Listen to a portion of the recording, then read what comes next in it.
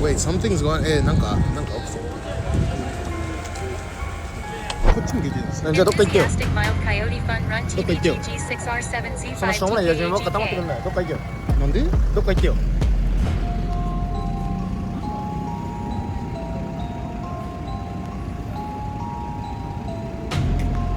どっか行くか切って。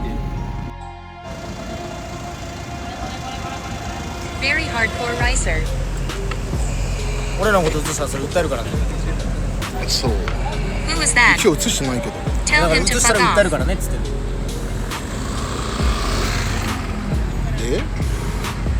それ勝手に映したらダメだからね、人のこと。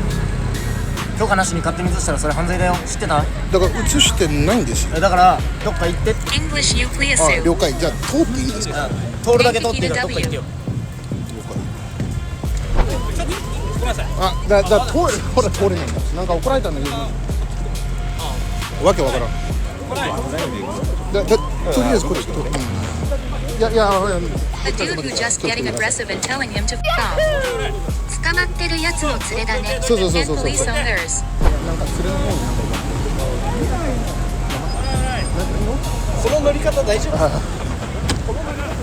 この乗り方大丈夫。 What did Cash do this time? I didn't do shit. It's just the other guy was saying possibly drugs.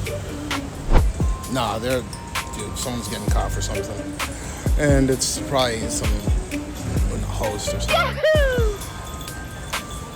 This dude's like 5 foot tall. 160センチでそんなキャンキャン吠えるの。こんなやってる。Yeah.